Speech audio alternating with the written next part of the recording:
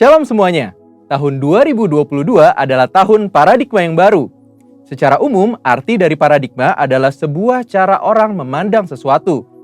Paradigma yang dimiliki seseorang mempunyai peranan penting untuk menentukan bagaimana ia bersikap kepada kejadian yang dialami dan meresponi hal-hal yang terjadi dalam hidupnya. Saat kita mendengar mengenai paradigma yang baru, tentu kita berpikir, jika ada paradigma yang baru, pasti ada paradigma yang lama. Mari kita bandingkan keduanya. Perbedaan pertama adalah paradigma lama adalah hasil kejatuhan manusia di dalam dosa. Sedangkan paradigma baru ada proses manusia menerima karya salib Kristus di kayu salib. Perbedaan kedua, paradigma lama berasal dari dunia. Sedangkan paradigma baru berasal dari Bapa di sorga. Perbedaan yang ketiga, manusia yang memakai paradigma lama berpandangan semua untuk diri sendiri. Sedangkan orang percaya yang memakai paradigma yang baru mempunyai fokus untuk menyenangkan Tuhan. Perbedaan yang keempat, tujuan dari manusia yang memakai paradigma lama hanya semata-mata ingin dihormati dunia. Di sisi lain, orang percaya yang memakai pandangan yang baru mempunyai tujuan untuk membawa penghormatan hanya kepada Tuhan. Perbedaan yang terakhir, manusia yang memakai paradigma lama melakukan hal-hal baik hanya supaya tidak masuk neraka dan takut tidak diberkati. Di sisi lain, orang yang percaya yang memakai paradigma baru mempunyai motivasi untuk berbuat baik karena mereka sudah diselamatkan oleh Tuhan dan melakukannya dengan sukacita karena mereka mengasihi Tuhan. Jadi, setelah kita mengetahui perbandingan antara paradigma lama dengan paradigma baru di dalam Tuhan, tentu kita ingin hidup di dalam paradigma baru. Pertanyaannya, bagaimana kita bisa hidup dalam paradigma yang baru di dalam Tuhan? Yuk kita lihat contoh dari seorang bernama Zakheus. Zakheus adalah seorang pemungut cukai yang hidup di kota Yeriko, di mana pada zaman itu pemungut cukai dipandang hina karena dianggap melakukan pemerasan. Namun suatu kali, saat mendengar Yesus datang ke kotanya, dia memanjat sebuah pohon supaya bisa melihat Yesus. Perjumpaan dengan Yesus terjadi saat itu. Setelah bertemu dengan Tuhan Yesus, paradigmanya berubah. Tukang peras ini seketika menjadi murah hati. Saat itu juga dia berkata bahwa setengah harta miliknya akan diberikan kepada orang miskin. Dan jika ada yang pernah diperasnya, akan dikembalikan 4 kali lipat. Perubahan paradigma hanya bisa terjadi saat kita berjumpa secara pribadi dengan Tuhan Yesus. Kita tidak mampu dengan kekuatan kita sendiri. Bagaimana kita bisa mengalami perjumpaan dengan Dia? Pertama, tentu kita harus mengalami kelahiran baru. Apa itu kelahiran baru? Waktu kita mengakui dosa-dosa kita, menerima karya Tuhan Yesus yang mati di atas kayu salib untuk setiap kita, kemudian mengundang Tuhan Yesus untuk masuk ke dalam hati kita sebagai Tuhan dan Juru Selamat kita pribadi, dikatakan bahwa kita mengalami satu proses kelahiran baru yang supranatural. Firman Tuhan katakan bahwa orang-orang yang percaya dan menerima Tuhan Yesus diberikan kuasa untuk menjadi anak-anak Allah. Di samping itu, Tuhan Yesus mengatakan sebelum dia naik ke sorga bahwa kita tidak ditinggalkannya sendiri. Dia menjanjikan seorang penolong, yaitu Roh Kudus. Roh Kudus yang dicurahkan pada hari Pentakosta 2000 tahun yang lalu, kini ada bersama dengan kita. Bahkan sesuai dengan yang disampaikan oleh gembala pembina kita Pak Niko, bahwa kita sedang dalam masa Pentakosta yang ketiga, di mana Roh Kudus sedang dicurahkan dengan dahsyat, yang akan membangkitkan generasi Yeremia yang mencintai Tuhan Yesus dan menghasilkan penuaian jiwa yang terbesar dan yang terakhir. Roh Kuduslah yang akan memberikan kuasa kepada setiap kita untuk mengalami perubahan paradigma. Seperti yang dikatakan oleh Rasul Paulus, supaya kita tidak menjadi serupa dengan dunia ini, tetapi berubah dalam pembaharuan budi sehingga kita dapat mengetahui kehendak Allah, apa yang baik, yang berkenan kepada Allah, dan yang sempurna. Inilah paradigma yang baru itu. Namun, selain kita mengalami perubahan paradigma karena menerima anugerah keselamatan di dalam Tuhan Yesus dan pertolongan Roh Kudus, kita juga perlu berusaha untuk tidak menjadi serupa dengan dunia ini. Hal penting yang harus kita ingat adalah kita hidup di dunia ini hanya sementara. Firman Tuhan katakan, dunia ini sedang lenyap dengan segala keinginannya, tetapi orang yang melakukan kehendak Allah tetap ada untuk selama-lamanya. Biarlah kita fokus kepada kekekalan dan hidup selalu untuk melakukan kehendak Allah. Satu lagi, kita mengalami perubahan paradigma saat kita membaca firman Tuhan atau Alkitab. Membaca Alkitab dengan tekun akan merubah cara pandang kita menjadi sesuai dengan kehendak Allah. Karena di dalam Alkitablah dituliskan semua kehendak Allah bagi setiap kita. Nah, karena kita sudah lahir baru, sudah menerima Roh Kudus dan kuasanya yang dahsyat di masa Pentakosta ketiga ini, yang perlu kita lakukan supaya memiliki paradigma yang baru ialah, yang pertama, hidup tidak serupa dengan dunia ini. Yang kedua, tekun membaca dan mempelajari Alkitab. Dan yang ketiga, ikuti tuntunan Roh Kudus setiap hari. Mari kita hidup dalam paradigma yang baru dengan sukacita karena Tuhan Yesus sungguh mengasihi setiap kita. Untuk artikel lengkapnya dari tim teologi kami, silahkan klik link yang ada di atas atau scan QR Code yang tersedia. Tuhan Yesus memberkati.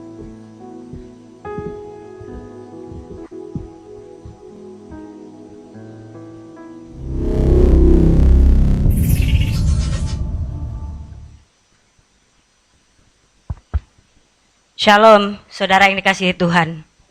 Selamat pagi, bagaimana kabarnya? Sehat? Amin, puji Tuhan. Sebelum kita mulai ibadah, mari kita berdiri mendeklarasikan Mazmur 91. Dalam lindungan Allah, orang yang duduk dalam lindungan yang maha tinggi dan bermalam dalam naungan yang maha kuasa, akan berkata kepada Tuhan, tempat perlindunganku dan kubu pertahananku, Allahku yang ku percayai. Sungguh dialah yang akan melepaskan engkau dari jerat penangkap burung, dari penyakit sampar yang busuk. Dengan kepaknya ia akan menudungi engkau, di bawah sayapnya engkau akan berlindung. Kesetiaannya ialah perisai dan pagar tembok. Engkau tak usah takut terhadap kedahsyatan malam, terhadap panah yang terbang di waktu siang, terhadap penyakit sampar yang berjalan di dalam gelap, terhadap penyakit menular yang mengamuk di waktu petang.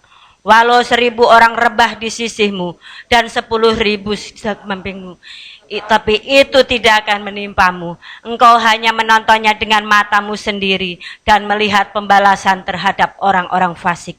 Sebab Tuhan ialah tempat perlindunganmu, yang maha tinggi telah kau buat tempat perteduhanmu. Malapetaka tidak akan menimpa kamu dan tulah tidak akan mendekat kepada kemahmu. Sebab malaikat-malaikatnya akan diperintahkannya kepadamu untuk menjaga engkau di segala jalanmu. Mereka akan menentang engkau di atas tangannya, supaya kakimu jangan terantuk kepada batu. Singa dan ular tedung akan kau langkahi. Engkau akan menginjak anak singa dan ular naga. Sungguh hatinya melekat kepadaku. Maka aku akan meluputkannya, aku akan membentenginya sebab ia mengenal namaku. Bila ia berseru kepadaku, aku akan menjawab. Aku akan menyertai dia dalam kesesakan. Aku akan meluputkannya dan memuliakannya. Dengan panjang umur akan kukenyangkan dia dan akan kuperlihatkan kepadanya keselamatan daripadaku. Amin. Haleluya. Shalom semuanya. Shalom. Selamat pagi. Pagi. Saya merindu melihat saudara melambaikan tangan. Katakan sama kanan kiri, engkau sungguh luar biasa pagi hari ini. Luar biasa. Haleluya. Berikan tepuk tangan terbaik untuk Tuhan kita yang luar biasa. Saya percaya pagi hari ini bukan ibadah yang biasa bagi setiap Amin. kita, tapi ibadah yang luar biasa. Amin. Amin. Sebelum kita mulai, kita satukan hati di dalam doa.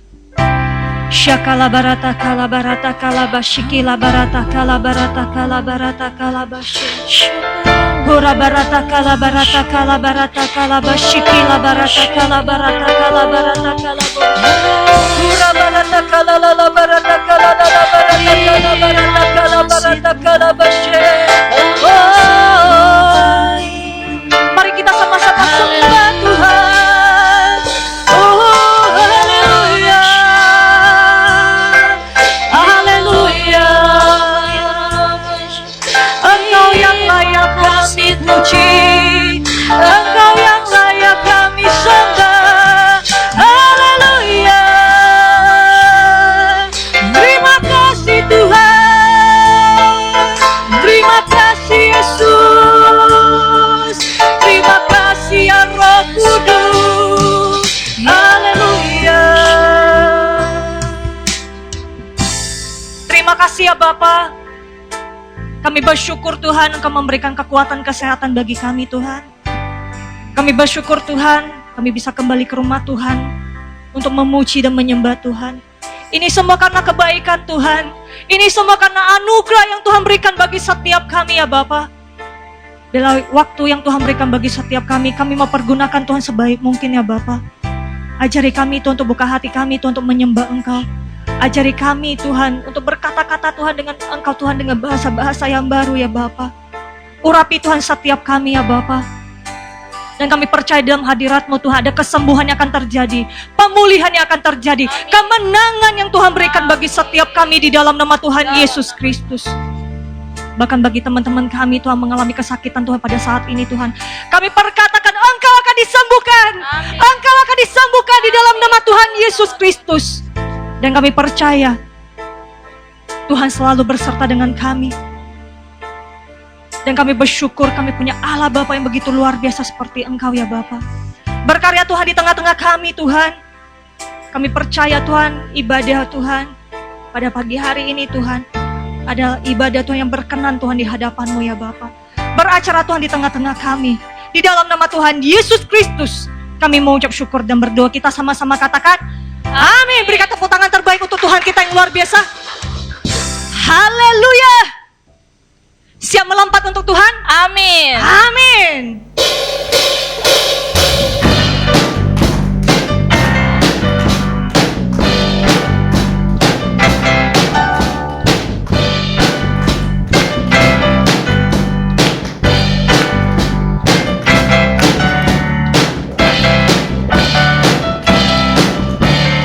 Ayo kita sama-sama katakan, Yesus aku percaya. Yesus, aku percaya. Yesus, aku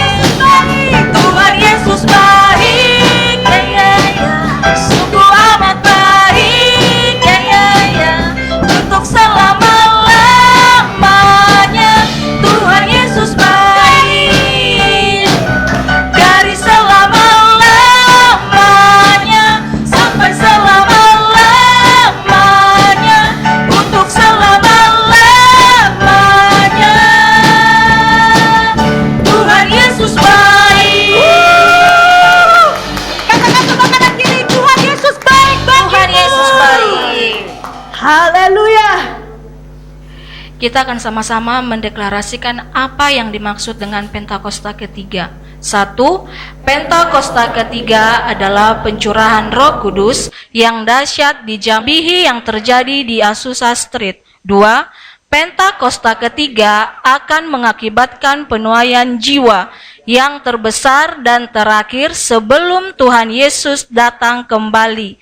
3. Pentakosta ketiga akan membangkitkan generasi Yeremia, yaitu anak-anak muda yang dipenuhi Roh Kudus, cinta mati-matian kepada Tuhan Yesus, tidak kompromi terhadap dosa, dan akan bergerak untuk memenangkan jiwa. 4. Pentakosta ketiga lahir di Indonesia dan bergerak ke bangsa-bangsa.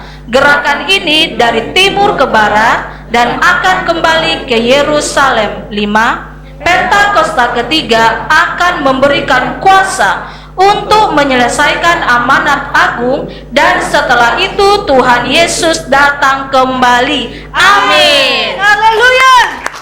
Silakan duduk untuk saudara-saudari kita semuanya. Ini waktunya kita akan memberi yang terbaik untuk pekerjaan Tuhan di tempat ini. Kita satukan hati di dalam doa. Terima kasih ya Bapa, Engkau telah memberkati Tuhan setiap kami Tuhan, baik di dalam kesehatan kami, baik Tuhan dalam keluarga kami, bahkan pekerjaan kami, bisnis kami Tuhan, yang Tuhan berikan Tuhan di dalam kehidupan kami ya Bapa. Di waktunya Tuhan kami akan menabur Tuhan, bila setiap anak-anak-Mu Tuhan yang akan kembalikan Tuhan persepuluhan, persembahan khusus, persembahan ucapan syukur. Kami percaya Engkau akan kembalikan Tuhan 100 kali lipat Tuhan ke lumbung setiap anak-anak-Mu ya Bapa. Dan kami mau memberi Tuhan dengan sukacita berasal daripada Engkau. Di dalam nama Tuhan Yesus Kristus kami mengucap syukur dan berdoa. Kita sama-sama katakan amin.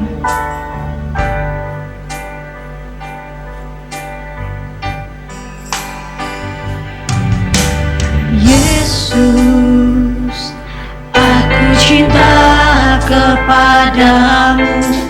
Yesus, aku cinta kepadamu. Yesus, aku cinta kepadamu. Yesusku, aku cinta. Yesus, aku cinta kepadamu. Yesus, aku cinta kepadamu. Yesus, aku cinta kepadamu. Yesusku, aku cintakan dengan segenap hatiku, dengan segenap jiwaku. Hanya Engkau yang patut disembah. Yesus, aku kasih-Mu. Yesus, sungguh ku cintakan.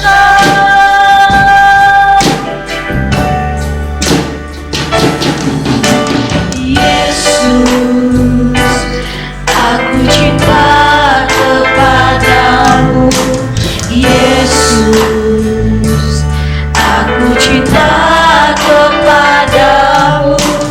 Yesus, aku cinta kepadamu. Yesusku, aku cintakan dengan segenap hatiku, dengan segenap jiwaku. Hanya Engkau yang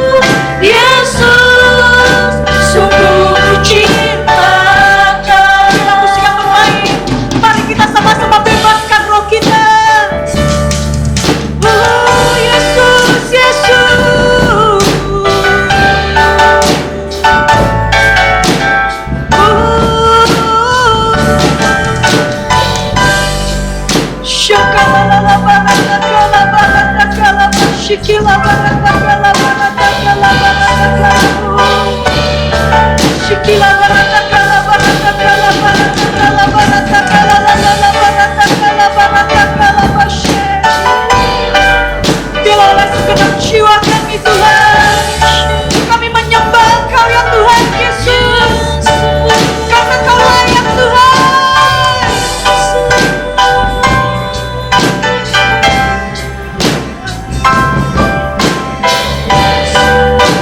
Shikila barata kala barata kala barata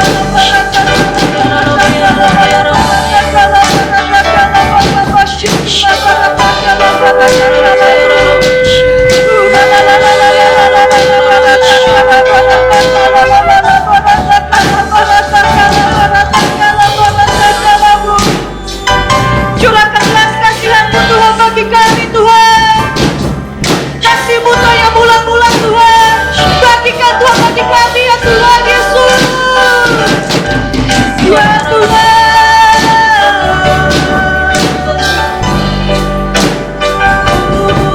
Syahadat Bapa kami sembah. Yesus.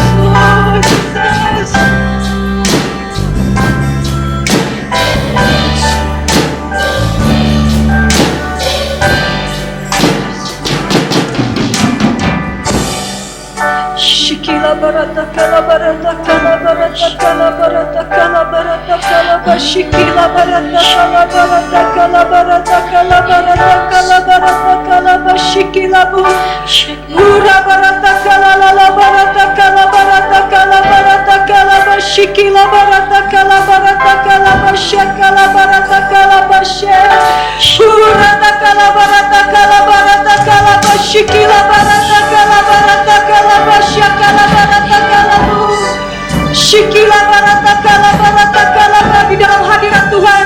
Saya mengundang kita semuanya untuk bangkit berdiri bersama-sama. Mari kita naikkan doa kita. Mari kita mendoakan bangsa kita. Shikila barata kala barata kala barata kala barata kala barata kala bashikila barata kala bu. Berkati Tuhan bangsa kami, Tuhan bangsa Indonesia Tuhan. Biarlah bangsa Indonesia menjadi berkat untuk bangsa-bangsa yang lain. Pulihkan Tuhan bangsa kami Tuhan saat ini Tuhan. Dan kami perkatakan segala virus yang tidak baik akan dimusnahkan oleh Tuhan. Biarlah bangsa Indonesia dibangkitkan oleh Tuhan. Bangsa Indonesia mengalami pemulihan, penuhan jiwa Tuhan. Shikila barata kala barata kala barata kala bashikila barata kala bu shakala barata kala barata kala barata kala bashikila barata kala bashake. Terima kasih Tuhan. Yes Lord. Kami bersama dengan segenap senang hatiku, dengan senang jiwaku, hanya Engkau yang patut disembah. Yesus, atur kasih-Mu. Yesus, sungguh ku cinta Kau. Dengan senang hatiku, dengan senang jiwaku, hanya Engkau yang patut disembah. Yesus, atur kasih-Mu. Yesus, sungguh ku cinta Kau. Bila musik yang lembut membawa kita untuk lebih lagi Tuhan di dalam hadirat Tuhan. Terima kasih ya Bapa. Terima kasih Tuhan Yesus. Haleluya. Kami percaya Tuhan. Kami percaya Tuhan. Iman kami Tuhan yang Engkau teguhkan Tuhan. Biarlah setiap kami Tuhan selalu dalam lindungan-Mu ya Bapa. Dan kami percaya Tuhan, dimanapun kami berada Tuhan, bahwa kami Tuhan untuk mencintai Engkau lebih lagi ya Tuhan Yesus. Kami mau menjadi saksi-Mu ya Bapa. Mampukan setiap kami Tuhan, siapapun yang kami jumpai Tuhan, kami mau katakan kepada setiap mereka bahwa Engkau baik Tuhan dalam hidup kami Tuhan. Yes Lord.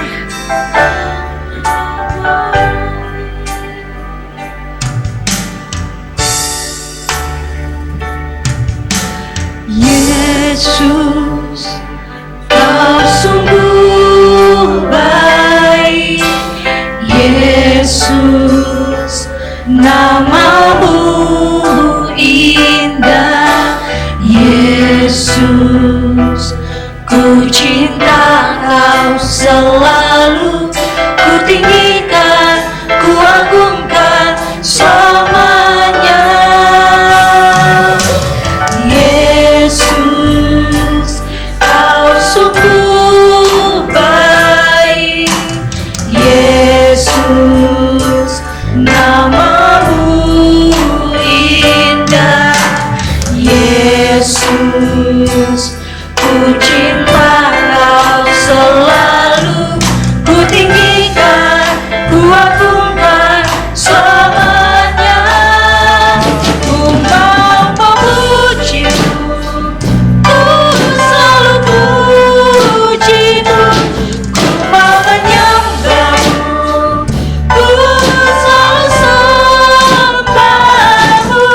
Kau yang layak terima semua pujian, kemuliaan hanya bagi Tuhan. Ku mau memuji-Mu, selalu puji-Mu. Ku mau menyembah-Mu, ku selalu sembah-Mu. Kau yang layak terima semua pujian, kemuliaan hanya bagi Tuhan. Ku mau memuji-Mu, ku selalu puji-Mu. Ku mau menyembah-Mu, ku selalu sembah-Mu. Kau yang layak terima semua pujian, kemuliaan hanya bagi Tuhan. Kemuliaan hanya Bagi Tuhan. Kemuliaan hanya bagi Tuhan. Kira takarada basikuriala basyakara kuriala bahara takarada basikirada basyakarada basyakara Kima takarada basikirada. Terima kasih, terima kasih. Jesus, Jesus. Terima kasih Bapak. Kami mengucap syukur buat segala kebaikan. Di tengah masa pandemi ini kami masih boleh diberikan kesehatan, kekuatan, kehausan, kerinduan, bahkan kesempatan untuk ada di rumah Tuhan. Kami tahu Tuhan, undangan dari-Mu adalah ingin memberkati kami lebih lagi di dalam nama Tuhan Yesus. Urapi kami semua Tuhan. Ampuni kami, sucikan kami, kuduskan, tahirkan kami. Bahkan izinkan Roh Kudus-Mu mengajarkan kami mengerti setiap kewahyuan yang ada, kewahyuan sorgawi. Kiranya terus hadir dalam hidup kami. Bahkan kami diberikan kekuatan untuk melakukan firman-Mu. Karena kami percaya ketika kami melakukan firman, kami akan berhasil beruntung. Dan kami percaya, kami akan terus dibawa naik dan bukan turun, menjadi kepala dan bukan ekor. Itu janji-Mu Tuhan, itu janji-Mu Tuhan. Dan janji-Mu adalah ya dan amin buat setiap dari kami. Bapa dalam surga, berkati hamba-Mu yang akan menyampaikan isi hati-Mu. Urapi dan perkataan yang sederhana, tapi penuh dengan kuasa sorgawi. Sehingga kami semua diperbaharui dan kami semakin dibentuk segambar dengan Yesus di dalam nama Tuhan Yesus. Berbicaralah Bapa, kami siap duduk diam dalam hadirat-Mu untuk mendengarkan isi hati-Mu. Segala hormat, pujian, kuasa, kemuliaan kemasihan bagi-Mu. Di dalam nama Tuhan Yesus Kristus, kami mengucap syukur dan berdoa. Yang siap mendengar firman Tuhan sama-sama katakan, amin. Silakan duduk Bapak Ibu Saudara. Shalom. Gimana kabarnya? Hati yang gembira adalah obat yang manjur. Amin. Itu dia yang harus kita pegang, firman Tuhan. Ya. Hari ini kita akan belajar satu tema khotbah, bukan hanya untuk Bapak Ibu Saudara-saudara sekalian, tapi juga untuk saya. Karena saya mengalami dan saya ketika berdoa sama Tuhan, Tuhan ingatkan ini dan dikonfirmasi kemarin oleh Gembala Sidang melalui MDPJ online. Ya. Jadi saya tahu bahwa Tuhan mau bicara ini buat kita. Tema khotbah hari ini adalah kekalahan ganti kemenangan. Ini luar biasa ya. Kita terkadang sudah melakukan banyak hal buat Tuhan. Kita pikir bahwa saya sudah lakukan ini buat Tuhan, saya sudah kerjakan ini buat Tuhan, saya sayang Tuhan, saya mengasihi Tuhan, saya berusaha untuk mengembalikan kasih Tuhan walaupun belum sempurna gitu ya, karena kasihnya begitu besar dalam hidup kita. Sehingga tadi paradigma baru sudah dijelaskan, bukannya kita melakukan karena kita takut masuk neraka, tapi kita melakukan karena kita sudah mengalami Kristus. Ya, jadi beda ya, paradigma baru beda. Nah, saya juga sama dengan kalian, karena kita manusia pada umumnya berpikir bahwa ketika kita sudah melakukan banyak hal untuk Tuhan, seharusnya semuanya aman-aman saja. Seharusnya semuanya diberkati dan semakin diberkati, karena itu janji Tuhan. Tapi terkadang kenyataan realitanya malah tidak seperti yang kita harapkan, tidak seperti yang kita inginkan dan kita butuhkan. Malah kejadiannya sebaliknya. Nah, ketika kejadian sebaliknya mulai membuka celah buat iblis, sehingga kita mulai meragukan kasih Tuhan, kita mulai meragukan janji Tuhan, dan kita mulai bersungut-sungut bahkan menyalahkan Tuhan.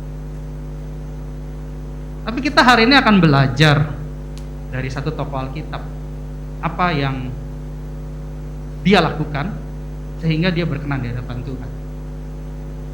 Hari Rabu minggu lalu,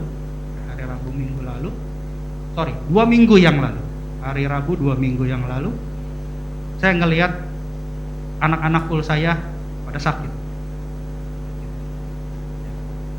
Saya merasa belas kasihan itu turun ya, belas kasihan Tuhan itu turun buat saya. Saya bilang, aduh Tuhan, anak-anak saya pada sakit loh, dan itu anak-anakmu juga. Jadi ketika saya berkata-kata, tiba-tiba Tuhan menjawab, nak, lakukan sesuatu, beritakan Injil, beritakan kabar gembira. Langsung saya bilang sama istri saya, ketika mereka sudah berpamitan dari rumah, saya bilang sama istri saya, Mam, kita keliling ke apotek yuk cari obat. Padahal kita tahu obat itu tidak bisa keluar dari apotek, harus dengan resep dokter baru bisa keluar. Kalau kalian mau buktikan silahkan, obat yang sudah saya kasih coba jangan dibuang kemasannya, sisanya bawa ke apotek, bilang saya mau beli obat ini. Kalau kalian diberikan, puji Tuhan kalian bisa berkati jemaat yang lain. Tapi saya yakin dan percaya kayaknya nggak bisa. Lalu saya doa sama Tuhan, Tuhan, Engkau tahu bahwa obat ini tidak bisa keluar tanpa resep. Dan saya bukan dokter. Ya, saya dokter, beda sama dokter. Ya, saya nggak punya resep. Makanya saya bilang, teman-teman jemaat di sini pengerja yang punya teman dokter, tolonglah minta resep supaya bisa jadi berkat buat orang lain. Bukan buat diri kita, buat orang lain. Diberkati untuk memberkati. Tiba-tiba Tuhan tunjukkan saya, kamu ke apotek depan gereja. Nah, aku akan kirimkan penolong buat kamu. Lalu saya bilang sama istri saya, Mam, kita nggak usah keliling banyak-banyak apotek deh. Kita dengerin suara Tuhan aja. Kita ke apotek Kimia Farma depan gereja. Lalu saya datang malam itu dan saya lihat 2 orang apoteker jaga di situ. Waduh, Tuhan bilang mau tolong saya, ini yang jaga 2 orang. Karena kalau 2 orang lebih susah daripada 1 orang untuk negosiasinya. Tapi saya percaya aja, karena itu tuntunan Tuhan. Gitu. Lalu saya bilang, Kak, saya mau beli obat ini. Lalu dia ngomong sama satu lagi. Karena dia pakai masker, saya berhadapan dengan dia juga ada mikanya ya, ada mika pembatas. Saya nggak bisa gitu dengar, tapi saya lihat dari bahasa tubuhnya dia sedang komunikasi dengan yang senior.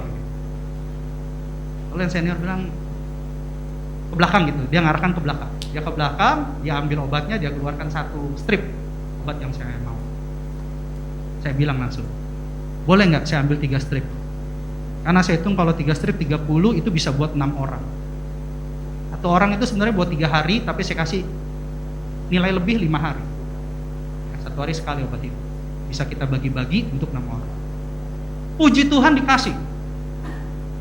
Tanpa minta resep dokter. Jadi istri saya udah kasih kode. Gimana Pi, gimana? Saya kasih kode di bawah tangan nih.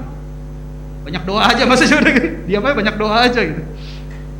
Jadi setelah dikasih obat itu, saya langsung beli obat yang lain. Karena obat itu harus ada pendamping obatnya. Kok saya bisa tahu obat itu? Padahal kan saya bukan dokter.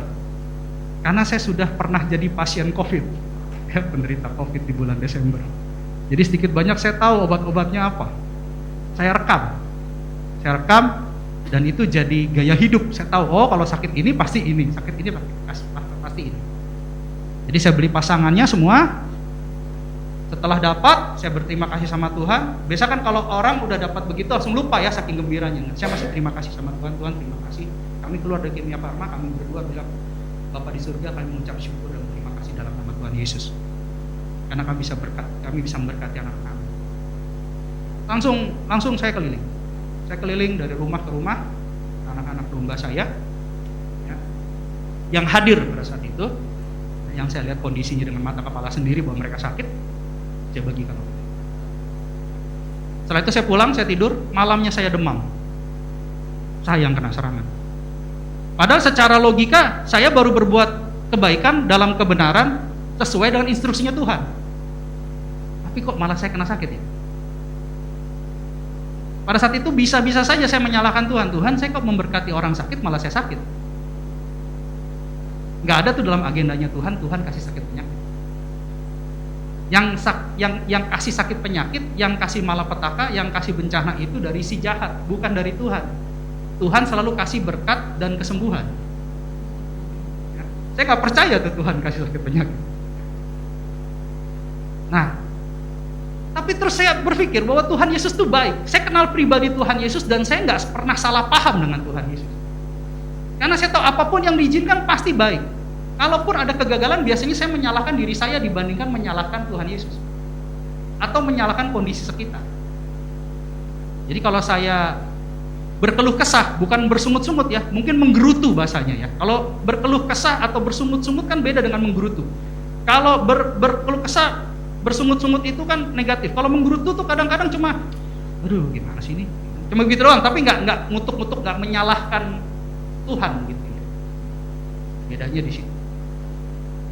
Tapi saya pikir gini, Tuhan izinkan saya sakit, pasti disuruh istirahat. Saya mikirnya gitu. Pas kebetulan pula minggunya kemarin kan masih online. Jadi memang tidak kebetulan kondisi saya pada saat itu kurang baik, mendadak tuh ya, spontan ya, instan. Habis selesai, pulang, malam demam saya, getar saya. Saya merasa dingin tapi badan saya hangat. Langsung saya doa, saya minum obat, sembuh dan bisa tidur. Besokannya, hari Kamis, itu baru saya tahu, saya batuk-batuk. Udah mulai batuk-batuk, udah mulai.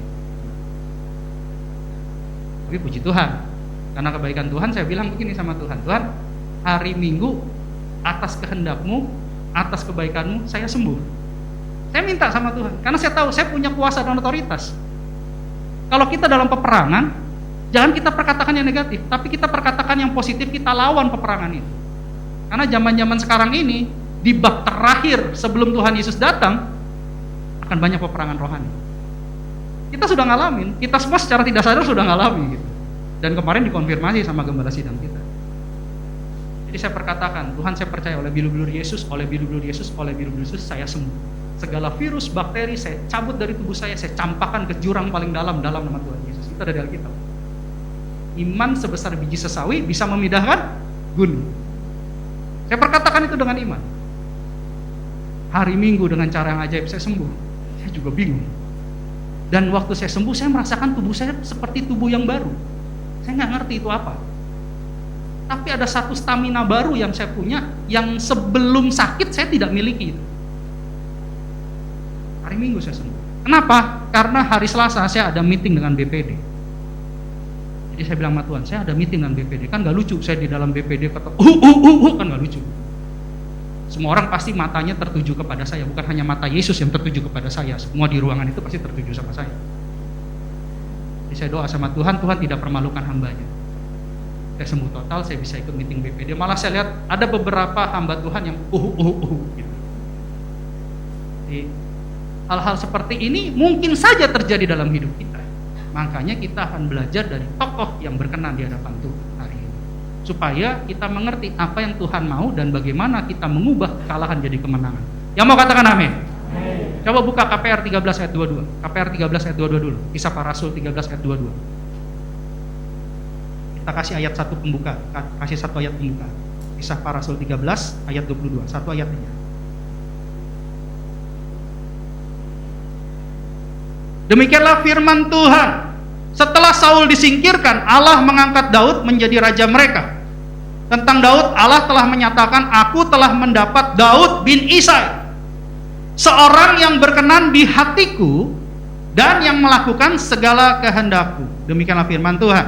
Amin. Kita akan belajar di tokoh Daud. Daud berkenan di hadapan Tuhan dan Daud melakukan kehendak Tuhan. Tapi pertanyaannya, apakah Daud yang berkenan di hadapan Tuhan tidak pernah melakukan dosa? Daud pernah melakukan dosa pada saat dia jatuh ke tangan Batsheba. Ya, gara-gara semua orang perang, dia malah main layangan di atas loteng. Ya, dia ke atas, ke serambi atas.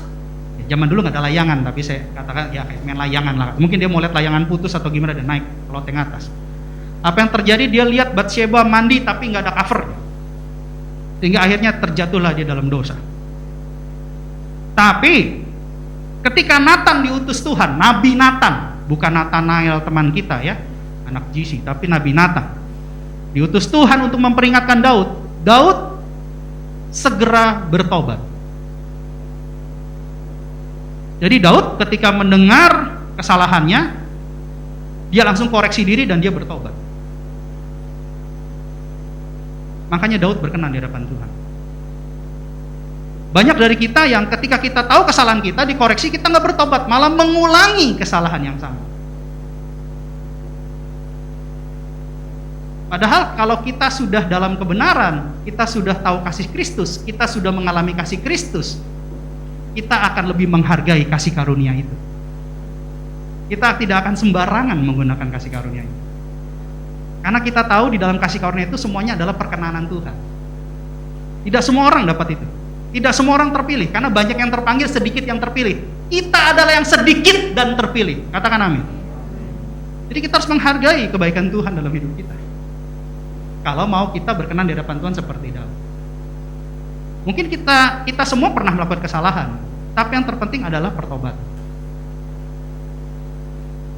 Dan bahkan lebih daripada itu, kita akan bahas kisah Daud di Siklag di 1 Samuel 30. Kita akan mulai ceritanya.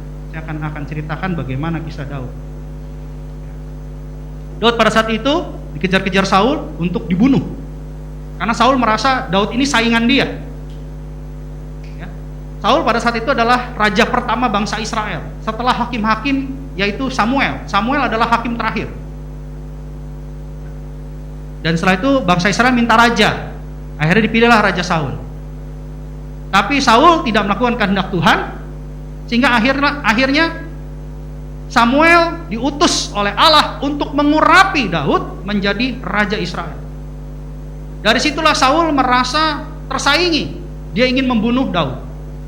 Lalu Daud dikejar-kejar, dan akhirnya Daud berpikir, supaya aman, saya tinggal aja di negara musuh. Karena kalau saya di negara musuh, saya nggak akan dikejar-kejar sama Raja Saul.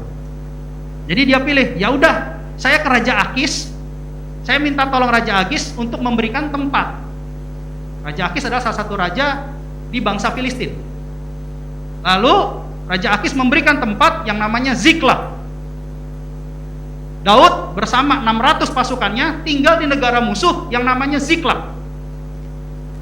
Pada saat itu bangsa Filistin mau menyerang bangsa Israel. Karena Daud tinggal di negara Filistin, dia ikut Raja Akis seakan-akan ingin membantu menyerang bangsa Israel. Ketika dia bawa pasukannya, Filistin terdiri dari 5 raja. Ya, bangsa Filistin ada 5 raja. Ketika Raja Akis membawa Daud dan pasukannya bertemu dengan raja-raja lain bilang gini, ngapain kau bawa Daud? Itu kan yang ngebunuhin orang Filistin. Nanti malah ngacaukan perang, suruh aja pulang. Gitu. Ceritanya begitu. Jadi akhirnya belum berperang, baru sampai ke perkumpulannya bangsa Filistin, Daud disuruh pulang bersama anggotanya, bersama pasukannya. Lalu dia pulang.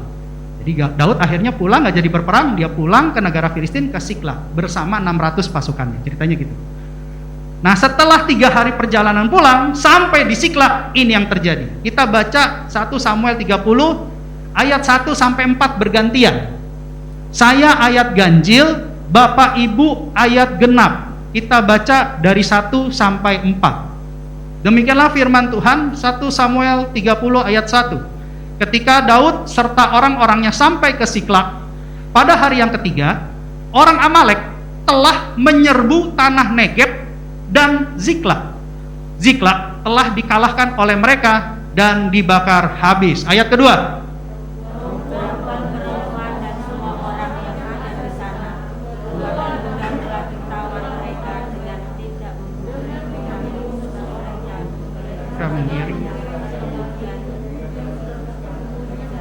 Ayat 3. Ketika Daud dan orang-orangnya sampai ke kota itu, tampaklah kota itu terbakar habis, dan istri mereka serta anak mereka yang laki-laki dan perempuan telah ditawan. Ayat keempat.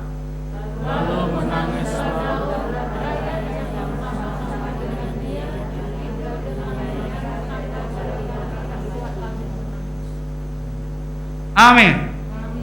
Ya.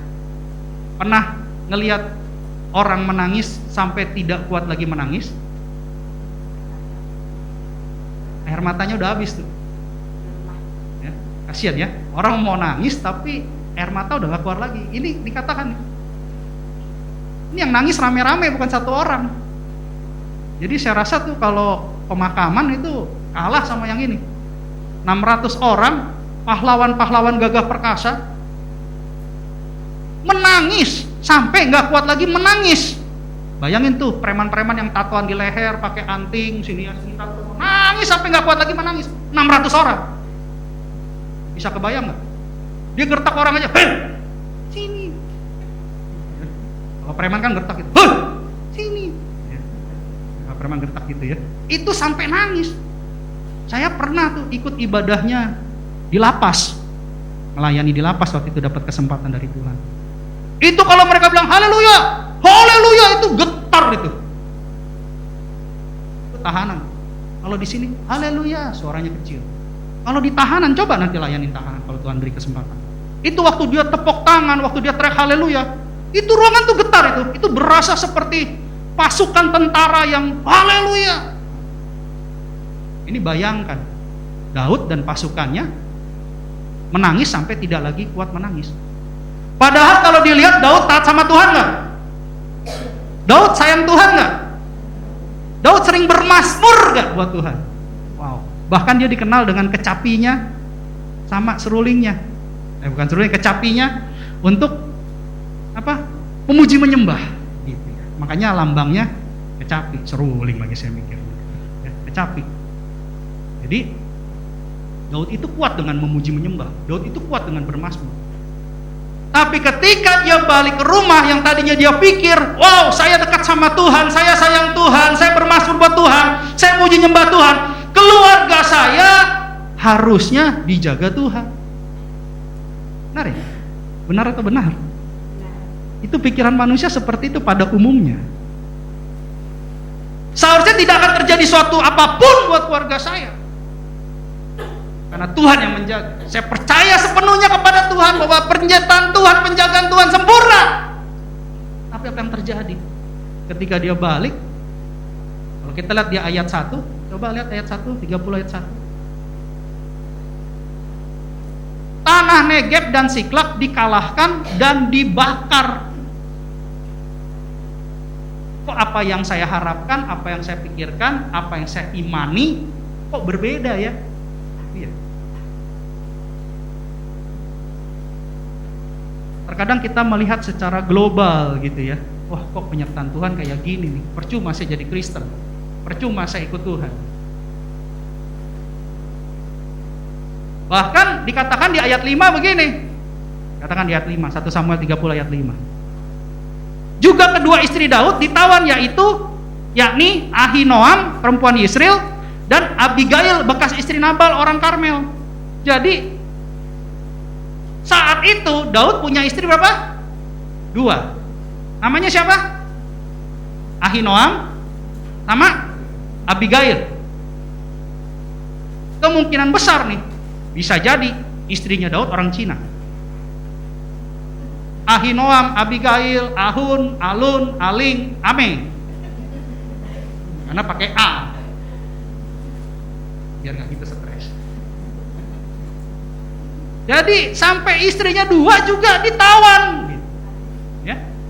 Sampai istrinya kedua juga ditawan. Jadi bayangkan gitu ya, kesedihan Daud seperti apa pada saat itu.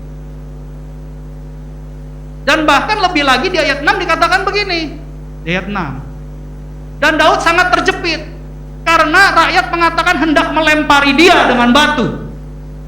Seluruh rakyat itu telah pedih hati masing-masing karena anaknya laki-laki dan perempuan.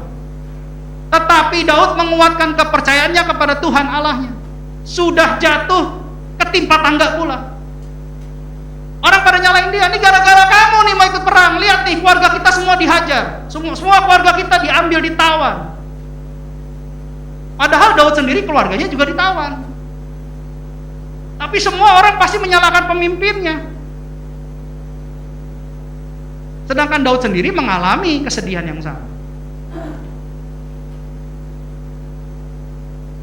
Dalam keputusasaan, dalam kesedihan, dalam kekalahan, dalam masalah, dalam pergumulan, kita harus belajar dari Daud. Alkitab bilang gini, tetapi Daud menguatkan kepercayaannya kepada Tuhan Allahnya. Dia punya iman percaya bahwa Tuhan Yesus adalah Tuhan yang baik. Tuhan Allah adalah Tuhan yang baik. Dia percaya kepada Tuhan. Dia tidak menyalahkan Tuhan, tapi dia kuatkan kepercayaannya kepada Tuhan.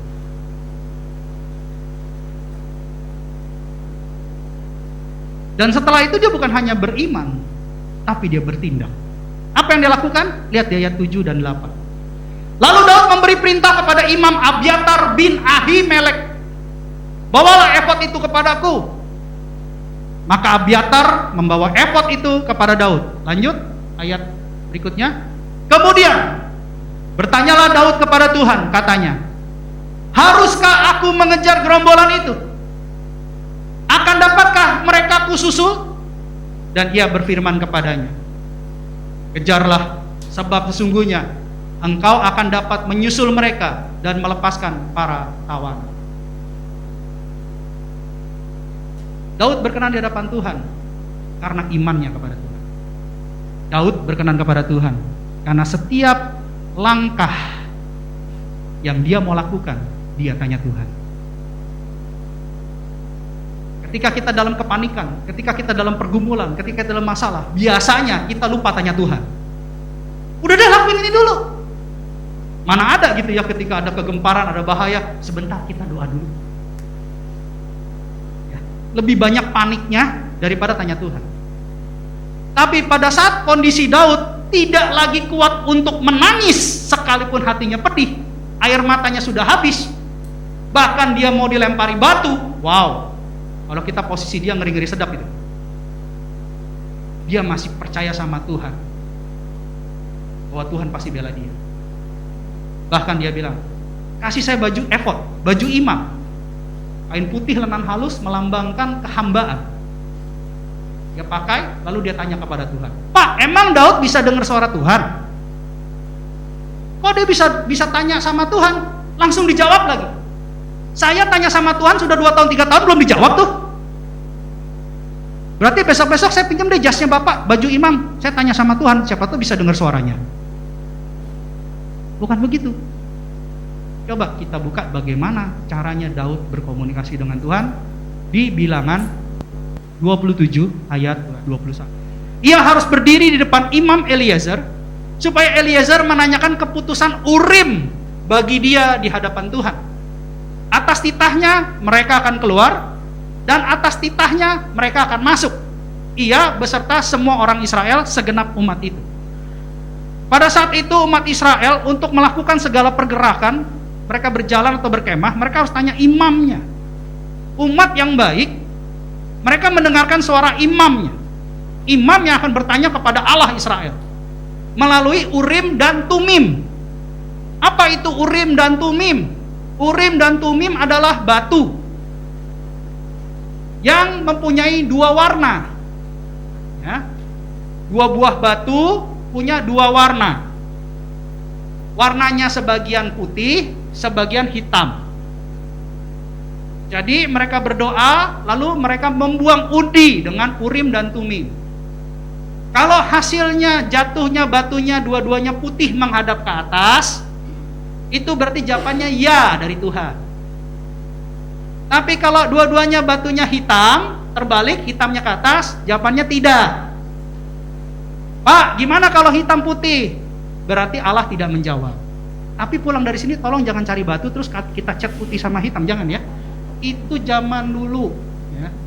Ini saya jelaskan kisah Alkitab Perjanjian Lama. Nah, jadi ada Urim dan Tumim. Jadi Daud bertanya seperti itu dan Tuhan jawab ya. Makanya dikatakan jawaban ya dan tidak. Ya, ya, tidak, tidak. Selain daripada itu bukan dari Tuhan. Kan ada ya begitu di Perjanjian Baru. Itu asalnya dari sini. Nah, kalau kalian mau tahu gimana caranya, itu kerjanya imam. Imam bertanya sama Tuhan mewakili umat Israel menghadap ke hadapan Allah. Ya. Kita balik lagi ke 1 Samuel 30 ayat 8 dari 7 ya, kalau nggak salah saya. 1 Samuel 30 ayat 8. Nah ini, lalu dikatakan sama Allah, kejar. Kata Allah gitu ya. Allah sudah menjawab, kejar. Sebab sesungguhnya engkau akan dapat menyusul mereka dan melepaskan para tawanan. Ketika Daud mendapat jawaban dari Allah, ketika kita ada masalah, kita tanya sama Tuhan, Tuhan kasih jawaban, ya gitu ya. Kita belajar Daud, apa yang Daud kemudian responi? Lihat di ayat 9. Dikatakan, lalu pergilah Daud beserta ke 600 orang yang bersama-sama dengan dia. Dan sampailah mereka ke sungai Besor. Sementara orang-orang yang mau tinggal di belakang berhenti di sana. Ketika kita dapat jawaban dari Tuhan, kita dapat solusi dari Tuhan, Tuhan berkata, saya ada di depan kamu. Responnya harus cepat. Tidak dikatakan di sini, 3 hari kemudian pergilah Daud beserta ke 600 orang. Kalau Tuhan bilang segera pergi, lakukan segera. Jangan biarkan Tuhan menunggu kita. Hormati Tuhan. Ketika Tuhan bilang kerjakan, sekarang kerjakan. Jangan ditunda-tunda, jangan nego-nego. Itu perkenanan semua dari Tuhan. Bukankah kita mau kekalahan diubahkan jadi kemenangan? Kalau tadi kita katakan amin, maka ketika Tuhan menjawab dan Tuhan berjalan depan kita, segeralah berangkat. Percayalah, kita akan peroleh kemenangan. Ya, kita belajar dari Daud. Tapi ketika dia berangkat, mereka sudah mau mengejar pasukannya, mengejar musuhnya, pasukan musuhnya, untuk mengembalikan tawanan yang dijara. Tiba-tiba di ayat 10, di tengah perjalanan, Daud melanjutkan pengejaran itu beserta 400. Bukan semuanya. Kenapa? 200 orang yang lain terlalu lelah untuk menyeberangi sungai Besor itu dan berhenti. Terkadang kita dalam tim pelayanan, ketika kita punya satu visi misi tujuan yang sama, belum tentu semuanya sepakat sama kita. Mungkin di tengah jalan sebagian tim kita nggak sepakat lagi, udah nggak sevisi lagi, udah nggak mau satu hati lagi sama kita. Dia punya caranya sendiri, dia punya gayanya sendiri, dia nggak mau ikut sama kita. Nggak apa-apa. Tetap kita lakukan apa maunya Tuhan. Kita nggak usah tercuri hatinya. Kita tidak usah menghakimi. Sudah ada hakimnya kok. Ya. Jadi biarkan kita yang sehati, sevisi, kita tetap sehati. Jangan terganggu dengan yang lain. Belajar dari kisah Daud bahwa dia tetap melakukan kehendak Tuhan, fokusnya hanya menyenangkan hati Tuhan. Paradigma baru, menyenangkan hati Tuhan. Kok usah pikirin yang lain. Ya, biarkan kita jalan. Walaupun tetap mereka adalah bagian dari tim, dari keluarga. Jangan dimusuhin, biarkan aja. Nanti ada waktunya Tuhan berbicara dengan caranya yang ajaib. Ya, lanjut, lihat 11. Jadi Daud cuma bersama 400, mulanya 600 nih. Tiba-tiba di tengah jalan ditinggalin lagi sama 200, kecapean. Tapi Daud bilang, enggak bisa, tetap kita lakukan firman Tuhan, kita kejar apa yang disuruh lakukan, dan bahkan walaupun dengan jumlah yang sedikit. Kenapa? Dalam kelemahan kita, kuasa Tuhan bekerja sempurna. Amin. Jangan bersandar sama manusia, bersandarnya sama Tuhan aja. Ya, jangan bersandar sama manusia, nanti kecewa. Bersandar sama Tuhan, Tuhan tidak pernah mengecewakan kita. Kemudian mereka menemui seorang Mesir di padang, lalu membawanya kepada Daud. Mereka memberi dia roti, lalu makanlah ia. Kemudian mereka memberi dia minum air, ayat 12. Dan memberikannya kepadanya sepotong kue ara dan 2 buah kue kismis. Dan setelah dimakannya, ia segar kembali, sebab ia tidak makan dan minum selama 3 hari 3 malam. Puasa Ester. Orang Mesir puasa Ester karena terpaksa. Ya. Jadi tengah perjalanan, tiba-tiba rombongan ini ketemu satu orang Mesir. Mungkin udah tergeletak gitu ya, udah tolong udah lemah gitu ya. Mereka nggak berpikir, ini jangan-jangan musuh nih. Ini jangan-jangan orang jahat nih. Enggak. Pada zaman itu bangsa Israel terkenal dengan keramahannya. Jadi kalau kita anak Tuhan, kita anak Israel rohani, kita pasti ramah karena kasih. Oh nggak ada yang amin? Amin dong, karena Tuhan mengajarkan kasih. Kita sudah mengalami kasih dan kita harus membagikan kasih. Kita buka Imamat 19 ayat 34. Imamat 19 ayat 34. Orang asing yang tinggal padamu harus sama bagimu seperti orang Israel asli dari antaramu. Kasihilah dia seperti dirimu sendiri, karena kamu juga orang asing dahulu di tanah Mesir. Akulah Tuhan Allahmu. Ini dia jalankan hukum Taurat. Dia ketemu orang asing, orang Mesir, tapi ditolong, dikasih makan, dikasih minum, dikasih kue lagi. Bukan hanya makan nasi, Bapak Ibu Saudara, dikasih kue lapis. Itu kue kismis ya, kalau sekarang kue lapis. Udah dikasih kue lapis, dikasih bakpao lagi. Padahal 3 hari 3 malam nggak makan. Saya jadi keinget tuh waktu saya Paicia ya, Imlek ya, saya ke rumah Pak Abun. Saya baru kali itu melihat meja itu penuh dengan kue, sampai 2 meja itu, sampai wow. Saya bilang, nih Pak Abun jualan kue atau apa ini? Banyak sekali Bapak Ibu Saudara, sampai saya nggak bisa nyicipin semuanya. Bayangkan saya datang dari jauh-jauh, dari Baloi ke Tanjung Ucang dikasih kue. Senang nggak? Senang. Saya ke tempat Bu Lina sama Pak Andiono dikasih makan. Baru datang, makan dulu katanya. Orang baru shalom masuk shalom. Makan dulu, ayo makan dulu. Waduh, luar biasa. Ini keramaan bangsa Israel rohani. Luar biasa, sering-sering lah saya diundang. Puji Tuhan. Jadi mereka memberi makan dan minum kepada orang Mesir ini. Lalu apa kelanjutan ceritanya? 1 Samuel 30:13. Coba lihat. Nah, setelah dikasih makan baru nanya. Kemudian bertanyalah Daud kepadanya, udah kenyang kan? Perut urusan kampung tengah udah beres. Baru ditanya, budak siapakah engkau dan dari manakah engkau? Jawabnya, aku ini seorang pemuda Mesir, budak kepunyaan seorang Amalek. Tuanku meninggalkan aku karena 3 hari yang lalu aku jatuh sakit. Ini artinya hamba yang terbuang, anak yang terbuang, anak yang terhilang, udah sakit ditinggal, bukan dirawat. Ya, aku budak, katanya. Berarti dia hamba, ada tuannya. Kepunyaan orang Amalek. Orang Amalek ini yang nyerang Ziklag. Kalau manusia pada umumnya udah dikasih makan ditanya, kamu ini siapa? Saya tadi curi motor bapak. Kalau nggak digebukin bohong. Udah kenyang digebukin lagi, keluar lagi. Gitu. Itu kalau orang Indonesia. Tapi orang Israel enggak. Dikasih makan ditanya. Kalau kita kan langsung ditarik dulu, maling lu ya, ngaku gitu kan. Ini enggak.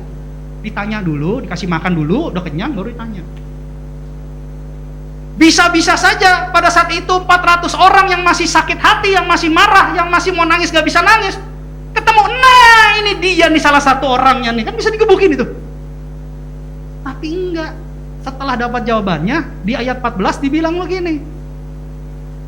Ini ayat 14 bilang begini, kami telah menyerbu tanah Negeb orang Kreti dan daerah Yehuda dan tanah Negeb Kaleb dan Ziklag telah kami bakar habis. Lalu di ayat 15 Daud bertanya kepadanya, dapatkah engkau menunjuk jalan kepadaku ke gerombolan itu?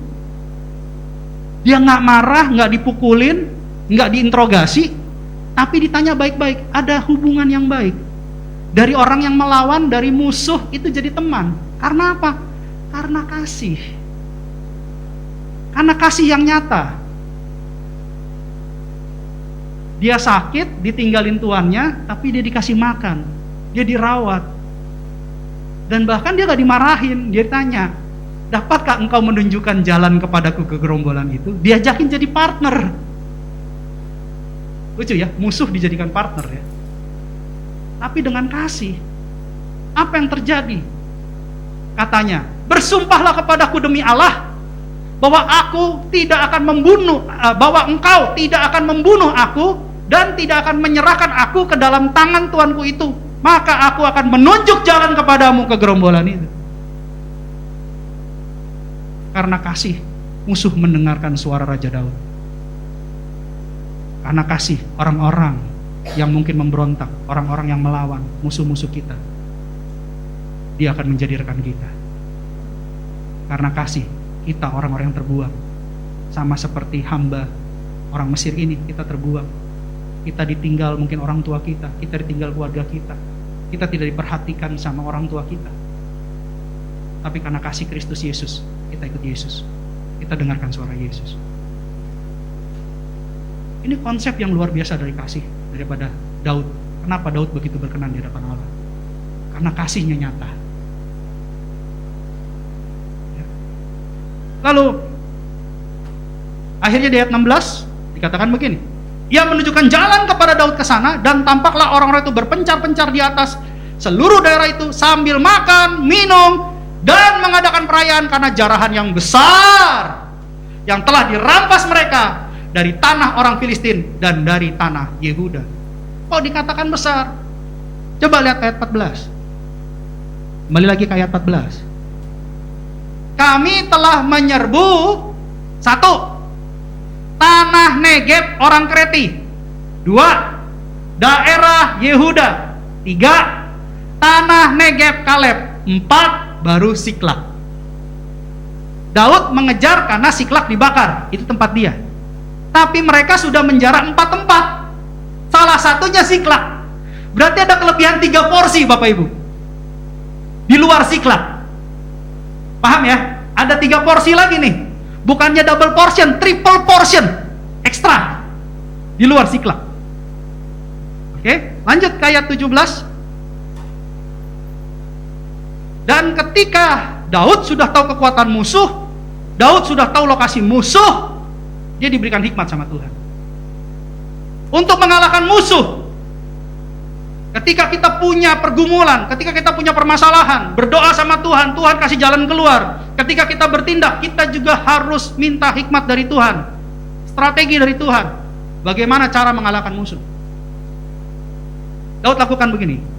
Dan pada keesokan harinya, Daud menghancurkan mereka dari pagi-pagi buta sampai matahari terbenam. Ini jamnya orang mancing pagi. Dari pagi buta sampai matahari terbenam. Lama Bapak Ibu ya. Tidak ada seorang pun dari mereka yang lolos, kecuali 400 orang muda yang melarikan diri dengan menunggang unta. Perhatikan di sini. Ketika Daud melihat mereka makan minum, berpesta karena jarahan yang besar, Daud tidak langsung menyerang. Daud langsung pasang strategi. Mereka lagi senang, mereka lagi pesta, mereka lagi mabuk-mabukan, Daud tunggu. Ketika mereka lengah, baru mereka serang. Ini juga konsep yang dipakai oleh iblis. Biasanya ketika kita dapat sebuah kemenangan, kita akan lengah. Kenapa? Karena kita merasa kita sudah menang, kita merasa sudah terlepas, kita sudah merasa bebas. Pada saat itulah kita lengah dan iblis bisa menyerang. Daud tunggu waktunya, dia serang pagi-pagi buta. Dia serang pagi-pagi buta sampai matahari tenggelam. Perangnya itu luar biasa lama, Bapak Ibu. Luar biasa lama. Dan kita tahu bukan Daud yang berperang, tapi sebenarnya Tuhan yang berperang buat mereka. Karena ketika kita mendengar tuntunan Allah, kita melakukan kehendak Allah, berarti Allah bersama kita. Apa yang terjadi ketika Allah berperang buat kita, Allah bersama kita? Ayat 18 dikatakan begini, Daud melepaskan semua apa yang dirampas oleh orang Amalek itu. Juga kedua istrinya dapat dilepaskan Daud. Lanjut, ayat 19. Tidak ada yang hilang pada mereka. Katakan tidak ada yang hilang. Yang kecil sampai hal yang besar. Dari kecil sampai besar. Katakan dari kecil sampai besar. Sampai anak laki-laki dan anak-anak perempuan, dan dari jarahan sampai segala sesuatu yang telah dirampas mereka, semuanya itu dibawa Daud kembali. Wow. Lanjut ayat 20. Daud mengambil segala kambing, domba, dan lembu. Semuanya itu digiring mereka di hadapannya serta berkata, inilah jarahan Daud. Dia bukan hanya mendapatkan siklak, Bapak Ibu, tapi dia mendapat jarahan dari tanah Negeb dan juga tanah Yehuda. Itu luar biasa. Bahkan semua yang dijarah sama orang Amalek itu, dari kecil sampai besar, semuanya, laki-laki perempuan, tidak ada yang hilang. Tapi justru ditambah Tuhan. Tapi ditambah Tuhan bukan dengan cara hanya berdoa, tapi juga bergerak. Jangan sampai dengar firman, tahu jawaban Tuhan, nggak pernah merespon. Nanti aja deh. Ya, kita pernah nginjilin satu orang, saya bilang kenal Yesus, supaya nanti kita tahu jalan pulang. Dia juga pernah berapa kali ke gereja, lalu dia jawab apa sama saya? Nanti aja lah Pak, kalau sudah mau mati baru saya terima Yesus. Pertanyaan saya, kalau dia pas lagi mau mati masih sempat berbicara ketemu, bisa kita tuntun terima Yesus? Kalau enggak kan susah. Banyak orang seperti itu, sudah tahu kebenaran, sudah tahu firman, tetapi tidak merespon akan firman. Tapi Daud, kita belajar Daud yang berkenan di hadapan Tuhan, dia segera merespon dan dia tidak mengulangi kesalahan. Lalu di ayat 21 dan 23, 21 dan 2 sampai 23 dikatakan begini, ketika Daud sampai kepada ke-200 orang yang telah terlalu lelah untuk mengikuti Daud, yang telah dibiarkannya tinggal di dekat sungai Besor, maka keluarlah orang-orang ini menyongsong Daud dan menyongsong rakyat yang bersama-sama dengan dia. Daud mendekati orang-orang itu dan memberi salam kepada mereka. Ini yang 200 yang ninggalin perjalanan karena terlalu capek. Ya.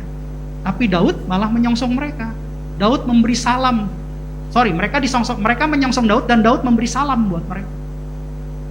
Walaupun ada beberapa teman-teman Daud, pasukan yang 400 itu, diantaranya orang-orang Dursila bilang, buat apa kasih ke mereka? Coba lihat ayat 23. Dikatakan begini, ayat 23 selanjutnya. 1 Samuel 3. Tetapi Daud berkata, janganlah kamu saudara-saudaraku, ayat 22 dulu ya, ayat 22. Kemudian mulailah berbicara semua orang jahat dan orang Dursila di antara orang-orang yang ikut pergi bersama-sama dengan Daud. Katanya, karena mereka tidak ikut pergi bersama-sama dengan kita, jangan kita berikan kepada mereka apa-apa dari jarahan yang kita selamatkan itu, kecuali kepada masing-masing mereka, istrinya dan anak-anaknya. Itu boleh mereka bawa dan biarlah mereka pergi. Artinya gini, harta mereka balikan ke harta mereka, tapi kita karena mendapat porsi jarahan yang lebih besar, gak usah dibagi. karena mereka nggak pantas nerima, gitu kata si orang-orang Dursila. Tapi Daud dengan hikmatnya, dengan hikmat dari Tuhan, dia katakan di ayat 23, janganlah kamu, saudara-saudaraku, berbuat demikian dengan apa yang diberikan Tuhan kepada kita. Daud tidak merasa itu kekuatannya dia. Ketika kita berhasil, ketika kita sukses, ketika kita kaya, ketika kita diberkati, ketika kita dapat promosi, kita selalu bilang, itu saya loh. Lalu lupa Tuhannya di mana. Tapi Daud bilang, enggak, semua yang kita dapat itu dari Tuhan loh. Makanya dia bilang, dengan apa yang diberikan Tuhan kepada kita. Dia nggak bilang kita, tapi Tuhan berikan kepada dia. Sebab ia telah melindungi kita dan menyerahkan ke dalam tangan kita gerombolan yang menyerang kita. Kalau orang Chinese bilang tahu Cheng Li, gitu ya. Banyak orang bawa Cheng Li ya. Sudah ditolong lupa, gitu. Kalau orang Chinese bilang gitu, wah orangnya bawa Cheng Li itu. Tapi ini justru Daud menunjukkan bahwa apapun yang kita terima itu semua asalnya dari Tuhan. Katakan amin. Jadi dia bilang, enggak loh, Tuhan kasih kita harus bagikan. Jangan kita pegang sendiri.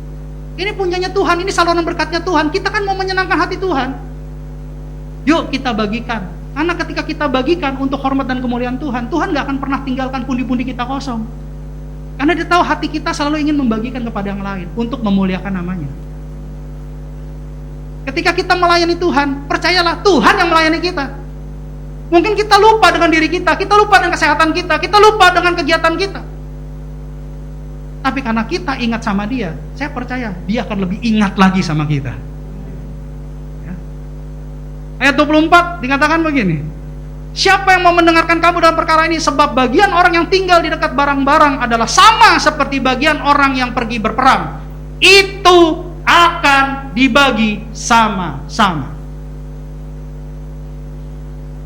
Ingat kata Tuhan, yang menabur dan yang menuai upahnya sama.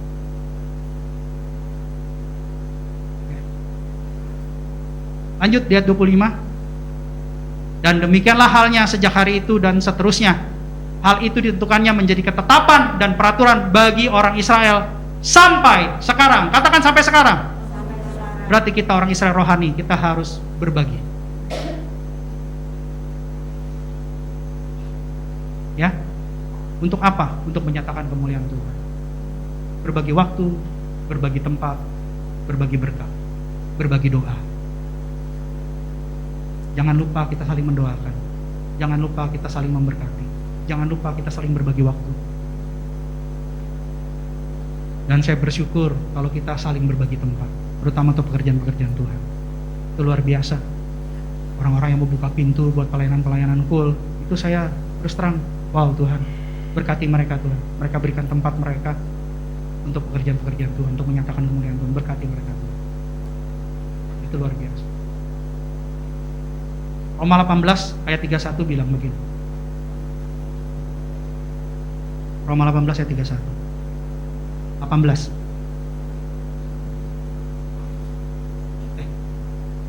Ada Roma 18. Sorry, Roma 8. Kelebihan 1 ya. Roma 8 ayat 31. Kita baca sama-sama. 3, 2, 1. Sebab itu, apakah yang akan kita katakan tentang semuanya itu? Jika Allah di pihak kita, siapakah yang akan melawan kita? Amin. Allah di pihak kita, kekalahan akan diubahkan jadi kemenangan. Tapi kita harus belajar bagaimana caranya kita mengubahkan kekalahan jadi kemenangan, yaitu dengan iman percaya kepada Allah. Yang kedua, meresponi. Yang ketiga, bertindak sesuai dengan tuntunan Allah. Percayalah, melalui semuanya itu, maka kekalahan akan diubahkan jadi kemenangan. Pemusik saya undang untuk maju ke depan. Hari-hari ini mungkin kita sedang mengalami hal-hal yang kurang baik. Tapi percayalah Tuhan Yesus baik. Dari dulu, sekarang, dan selama-lamanya tidak akan pernah berubah. Dia selalu tetap baik, sangat baik, amat baik, dan pasti baik. Apapun yang kita alami, pasti akhirnya adalah kebaikan. Puji Tuhan, kita kita sudah diberkati melalui kesehatan. Kita boleh melewati masa-masa yang kurang baik, tetapi Tuhan gantikan dengan kekuatan baru. Tuhan gantikan dengan stamina baru. Tuhan gantikan dengan imunitas baru. Dan kita percaya ketika kita diberikan sesuatu yang baru, kita juga akan diberikan porsi pelayanan yang baru. Amin. Oleh sebab itu, bersiap-siaplah dalam peperangan rohani yang akan kita alami. Jangan sampai kita gagal dan kita remedial. Kalau kita gagal dan remedial, kita nggak akan pernah keluar dari ujian itu. Kita akan selalu tinggal kelas. Jadi supaya kita naik kelas, tinggalkan kelas, go to the next level, kita harus menang atas ujian itu dan dapat nilai yang baik. Ingat, semua adalah kemurahan Tuhan. Semua adalah kasih Tuhan. Bapak Ibu saya undang untuk bangkit berdiri, kita nyanyikan satu lagu.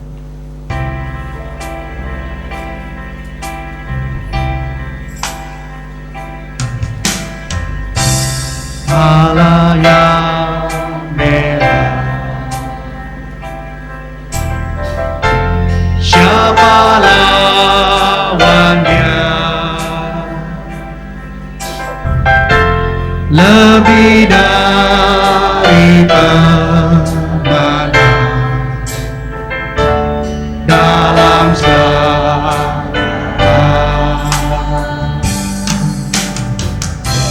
ku pasti dapat lakukan semua.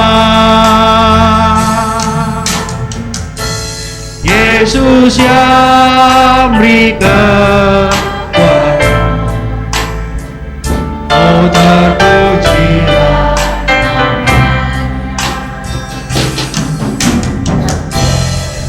Tuhan, ku percaya, aku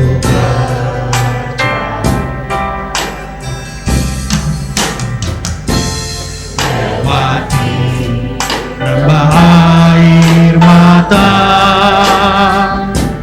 aku percaya. Firman-Mu ya dan amin. Firman-Mu ya dan amin. Aku percaya.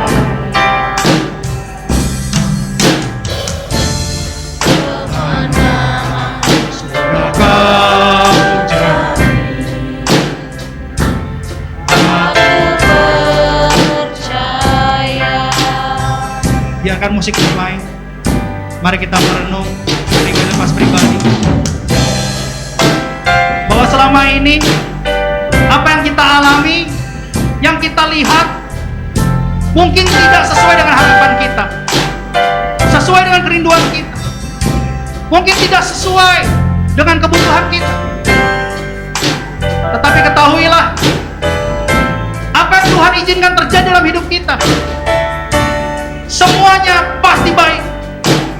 Bahkan ketika kita menaruhkan iman percaya kita kepada Tuhan, percayalah, kekalahan akan diubahkan menjadi kemenangan di dalam nama Tuhan Yesus. Oleh sebab itu, percayalah bahwa kita tidak sendirian. Tuhan tidak pernah meninggalkan kita, tidak pernah membiarkan kita. Dia selalu ada buat kita. Oleh sebab itu, kita nyanyikan sekali lagi, Allah yang bela. Allah yang bela. Tidak ada satupun yang bisa melawan Dia. Siapa lawannya? Karena kita punya Tuhan yang besar, lebih dari pemenang dalam segala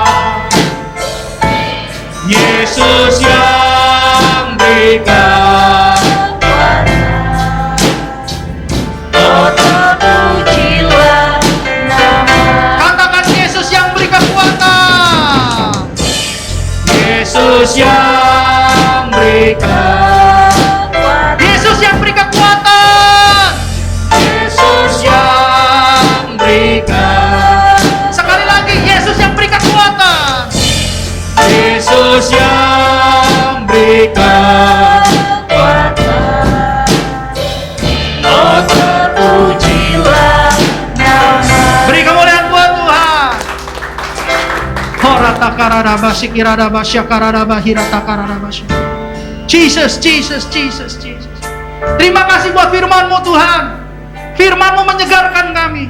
Firman-Mu memberikan kekuatan yang baru buat kami. Firman-Mu memberi pengharapan yang baru buat kami. Kami percaya Tuhan bahwa Engkau adalah Tuhan yang penuh kasih, Tuhan yang sayang sama kami, Tuhan yang pilih kami sehingga kami menjadi anak-anak-Mu. Dan kami percaya karena kami adalah pilihan Tuhan, Engkau tidak akan pernah meninggalkan kami. Engkau tidak akan pernah membiarkan kami. Oleh sebab itu Roh Kudus, kiranya aktifkan panca indera rohani anak-anak-Mu, sehingga mereka boleh mendengar tuntunan Tuhan. Mereka boleh tahu apa yang harus mereka kerjakan sesuai dengan kehendak Tuhan. Dan kami percaya mereka juga diberikan kekuatan untuk meresponi apa yang Tuhan mau. Dan kehidupan mereka akan selalu berjalan dari satu kemuliaan ke kemuliaan yang lain. Semua bagi hormat dan kemuliaan-Mu di dalam nama Tuhan Yesus. Berkati anak-anak-Mu, Allah. Berkati anak-anak-Mu, Allah.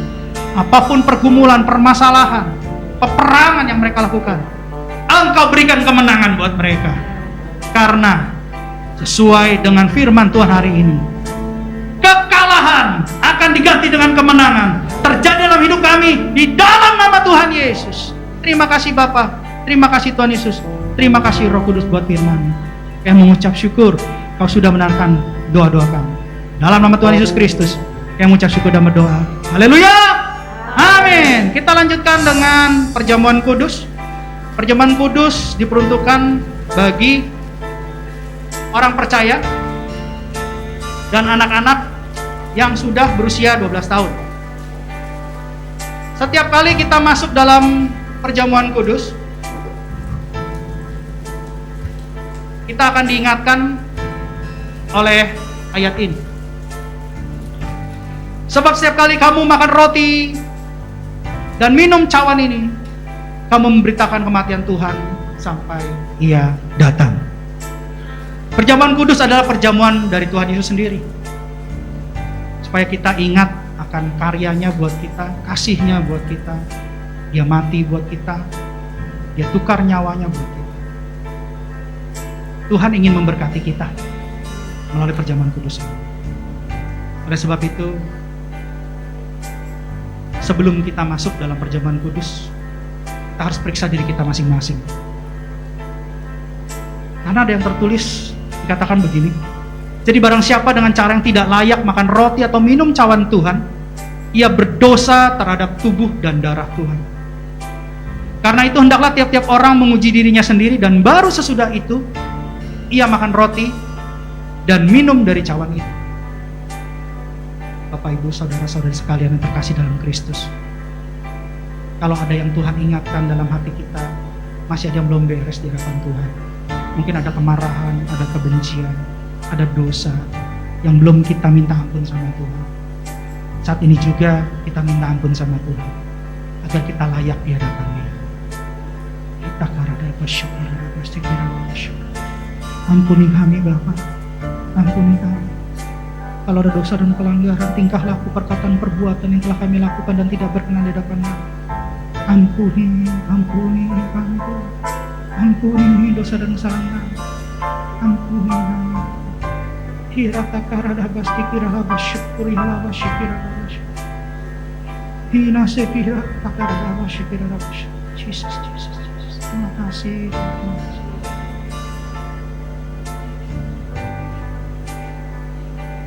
Sebab apa yang telah kuteruskan kepadamu, telah aku terima dari Tuhan, yaitu bahwa Tuhan Yesus pada malam waktu Ia diserahkan mengambil roti, angkat roti di tangan saudara tinggi-tinggi, dan sesudah itu Ia mengucap syukur atasnya, Ia memecah-mecahkan dan berkata, inilah tubuhku yang diserahkan bagi kamu.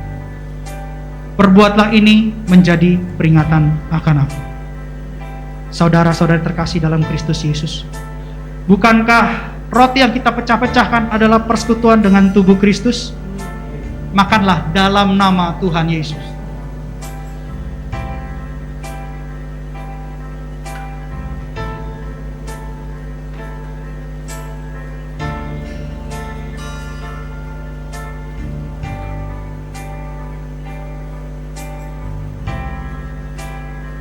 Angkat cawan di tangan saudara tinggi-tinggi.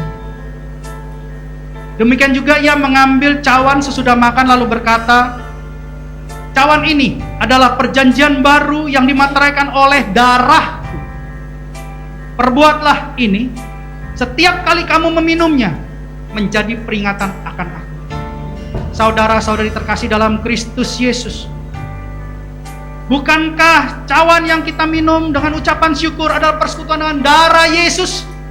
Minumlah dalam nama Tuhan Yesus.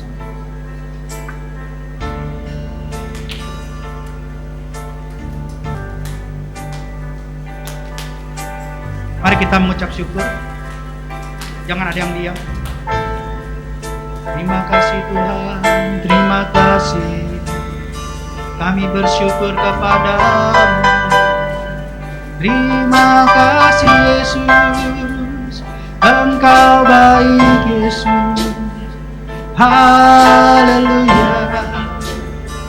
Terima kasih, terima kasih.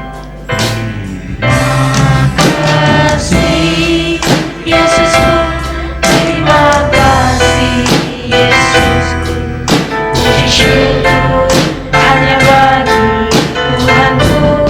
Terima kasih Yesusku, terima kasih Yesusku. Puji syukur hanya bagi Tuhan. Terima kasih.